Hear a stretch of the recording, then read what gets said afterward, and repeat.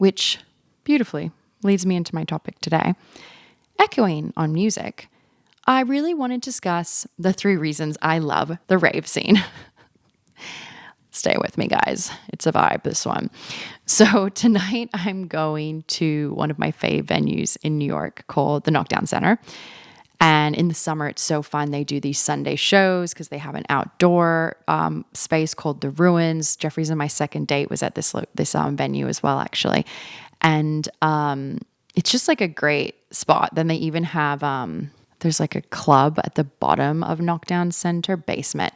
And it's like the Berghain of North America. I mean, it's not really, because let's be real, it'll never be Berghain. But it is trying to do that. And it's a pretty cool spot, I would say. It's a little wild. But anyways, we're going to just the main music area, or the main music hall. I don't fucking know, guys. We're seeing an old school electronic music duo called Groove Armada. If you don't know them, you would probably know a lot of their music. They've been around forever. And I was just thinking about the rave scene. I haven't gone dancing in a while. And I was just really craving it. And I was thinking about why I love it so much. So I wanted to share my top 3 reasons why I love the rave scene. So the first reason I love the rave scene is the community. There's something just so special about people who attend raves. I think it's the strongest sense of community I've felt at any type of music-based show. And maybe it's the feeling that draws these people to a rave, which I think is kind of liberation and freedom. There's this feeling you get when a DJ is kind of building you up and you're building to this kind of release. And I think there's something so cathartic about dancing in this way. And you move slowly and then you kind of let it all out. And there's just this wildness. And I really feel always this deep, energetic release. And I think this builds a really interesting community. And this unspoken recognition that you're all here for the same reason. And I was looking into this a little bit further, actually, because I was intrigued if there's actually other people that feel this way. And apparently there's actually research that shows that moving in synchrony with other people, especially people you don't know, increases this feeling of connection and social bonding. So I think that's why oftentimes I kind of feel like everyone around me when I'm at a rave, even people I don't speak to, they're kind of like my friends. It's like you kind of, smile, you acknowledge the people around you, and it feels this kind of joint connection. And it builds this really beautiful community that I haven't experienced outside of rave culture. I mean, sure, certain shows, but it's just different because it's kind of in most shows I go to. And I'll never forget that Fred Again show when it was just Jeffrey and I. So you really did get to see people around you. And my favorite song, Beto's Horns, came on and I lost my goddamn mind. And I just remember I was like running around to the people around me and just like shaking, losing my mind. And you just felt this sense of camaraderie and everyone was like, this is amazing. And I just feel like it really does create this very connected community and people look out for each other as well. So for new ravers, if you're going to a show, you should acknowledge this and be part of the community.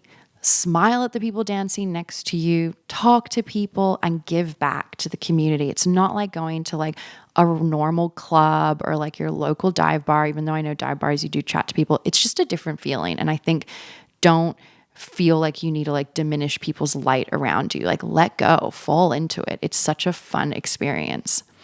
So that's my reason number 1. The second reason I love the rave scene is the energy at a rave. It just feels so cathartic. I cannot express that enough. I think the energy honestly stems from dancing. And they say that when you dance for hours, you release a significant amount of endorphins and serotonin. So it's similar to what people experience with a runner's high, which when I read that, I was like, damn, I've never understood a runner's high. I hate running. I mean, like I'll run on a treadmill, but like Jeffrey will take me for a run. I'm like, I don't like this. But you do get a high when you're dancing. And I think as humans, we pick up the emotions of people around us. So if everyone's kind of in this flow state, it creates a sense of relaxation. And with it, I think there's joy. And I've experienced that firsthand. And I've been to some raves where, we were in this one spot and the energy just felt a little intense, a little chaotic. and it just didn't feel grounded. And everyone kind of like looked at each other like, do you want to move? And there was like 8 of us there. So we all moved somewhere else to a different area around a different group of people. And it just felt so much better. So it also shows it's really like the people who you're around and how you can kind of tune into that. And I know this sounds really woo-woo, but let me tell you a really interesting story of something in practice where I really think that this proves that this is right. So when I was younger, taking acting classes, I think I was in high school, we did this exercise where you partnered up with another actor, and one person sat in a chair, kind of like how I'm sitting now, and the other person stood behind them. So imagine someone standing behind me, and the person standing behind had their hands kind of out. So imagine their hands like here on my head. For those who are not on video, it's like 30 centimeters from my head. And they had both their hands out near my head. And you both closed your eyes, and the person sitting down had to think of a story in their life that elicited a really strong emotion. So maybe it was a fight you got in with your mom, or maybe it was a boyfriend or a girlfriend that you're in love with, or, something that made you really sad, like any type of thing that has happened in your life that elicited a strong emotion. So the person sitting down is thinking about that emotion, almost like you're bringing it all up, and then you're kind of like pushing it outside of your body in a way. Like whenever I think about this, it's like I'm pushing the emotions out of my body, and it's silent. You're not saying anything. I think we did it maybe for 5 minutes, and the other person's just standing there with their hands out. And we switched roles. So I've experienced both roles. And I remember when I was standing behind the person, had my hands out, and I can't remember what emotion it was because it was so long ago, but I remember feeling like whatever the emotion was, maybe let's say it was anger, and I felt it in my own body. It was wild. And I was like, why am I all of a sudden angry? And then after the exercise, we all had to go around, and the person standing up had to say the emotion that they were like sensing from the other person. And then they had to confirm if that was it and what they were thinking about. And I think there was 6 groups, and every single like pair was correct. And it was just the most wild experience. And it really made me realize that, we do have these energetic fields around us. And that's also the external chakra systems. I've spoken about that on the pod before. So it's no surprise that when we're in big crowds, we can feel the energy of the people around us. The person performing even has, I think, a responsibility to direct that energy. If it becomes too heavy, like how can they bring people out? Because they're the performer that the energy is kind of following off. And also, like I said, the people around you can really feel it depending on the type of like people that you're around. So I find rave culture generally to have a very positive energy. It's not often that I'm like, well, I don't like this vibe, but because of that, it really does feel like this big release, and I just love being around it. And maybe it's also like the repetitive beat of the music. It starts to feel very meditative as well.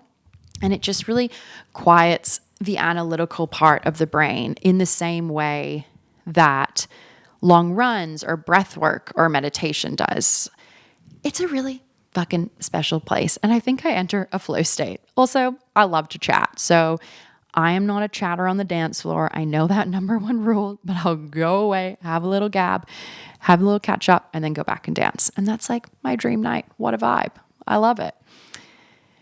Anyways, the final reason I love the rave scene, it's probably the hardest one to explain unless you felt it, and it's the physical experience at a rave, which is how I've defined the physical experience: the lighting, design, visual elements, the things that are physical in the world around you that they create for this show.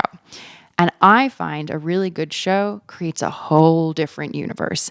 And it enforces this kind of feeling of escapism. And I also think childlike wonder. I remember the Fred Again show specifically, the one I went to again earlier this year. This one has stuck with me a lot, clearly. And I had spoken about, when I spoke about the show on the podcast, there was this white sheet that was like floating above the crowd.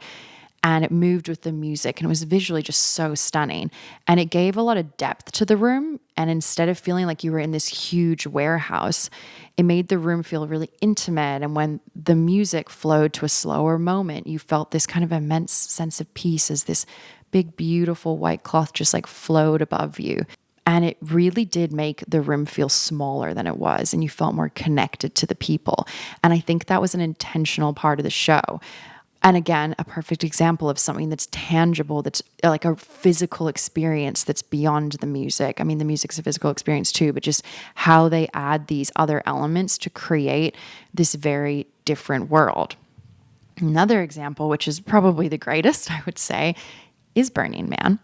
And I know Burning Man is so much more than a rave, but bear with me. Rave culture is a big part of it, and there's no denying that. There's lots of music venues and DJ art cars and everything. So like all the effects are just wild, and you really feel like you're on a different planet. There's so much detail that is put into every single element of that festival. And I'll never forget seeing vintage culture, and the stage was in the middle. Yeah, it was in the middle, and there were 5 pillars on each side, so like 10 in total. And at the top of the pillars, they had these almost saucers. Yeah, saucers. And then fire would shoot out of the saucers, timed with the music. And I remember looking around as the fire went up, and it just lit up the crowd. And you're seeing all these wild art cars that have gathered around you, and people in the craziest costumes. Just like, it's so hard to explain to people what the nighttime experience is like going to Burning Man, because it's nothing like you can ever verbalize until you see it. But everyone was dancing just so wild, and the music was just this like rhythmic. It kind of reminded me of that scene in The Matrix when The Matrix is what was the second one called? I can't remember. Matrix Reloaded. And it's before the community that lives underground are about to fight all of the machines, and they have that crazy party in the caves, and everyone's just like losing their minds. That's a very side tangent, but love that scene. God, no wonder why I love rave culture. I loved that scene from a kid. I was like, that looks crazy. But that's kind of what it felt like. And I remember looking up after looking at everyone, and you kind of see the faint outline of the mountains. And I am dead serious when I was like, I think I'm in a vortex. I have been taken to another planet. I don't think I'm on Earth anymore. I was like, I'm on Mars. I'm somewhere else. I am not on Earth. This is the most wild experience. And I just will never forget that feeling. It was such freedom. And again, it was because I think of the music, how they set up the stage, the crowd, the people, the energy, all the things I just listed. And it's just this power of the rave culture generally, and the experience that it can give you, and then the freedom it gives you too. So like, if you're interested in going to raves and you live in New York, follow New York Rave Girls. They're my all-time favorites. I think they're really good to like show what is out there, and they just have really good advice, and they kind of like label the music. And buy earplugs. Don't be going to raves without earplugs, because you're going to fuck your ears up. And I learned that because I was going early days without them, and everyone was like, wear them. And now I like cannot go without them. Loops are really good. Check them out. I really like them.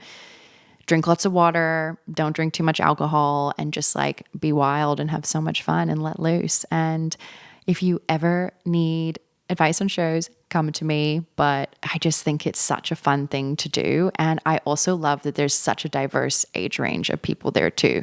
I think that that's also the magic of that community. It's very welcoming.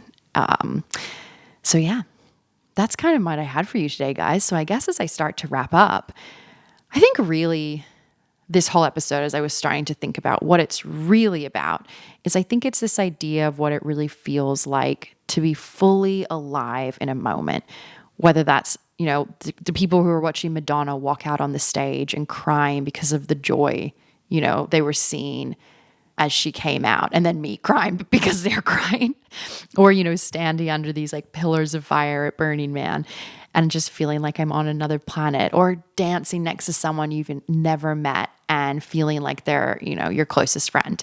I think these are the moments that we really should be living for. And that's why I love the rave scene specifically so much, and probably music generally. And it's, I think it's about the music, but it's about everything else that comes with it as well. And there's something really special when everyone gathers together and everyone decides in that moment just to stop and dance and let go and not be on their phones, although so many people are still taking videos. So let's just stop with the fucking videos. No one gives a fuck. Take one if you need to. I totally get that. But filming a whole show is fucking insane to me, because who is ever going to watch it? Are you going to go back and watch it? It's never going to be as good as you think it's going to be. So that's a whole other thing I could get into. But just to stop scrolling and just be together. And I don't feel like we get enough of that. And I think we need it more than we realize. And, I started this episode talking about AI and how much I want to automate and streamline literally technology, so I have more time for the creative stuff. And, I think all of this is part of the creative stuff. The creative stuff is the projects I'm working on, but it's also just these experiences, the ones that fill your cup back up. And these things that you can't optimized from a productivity tool.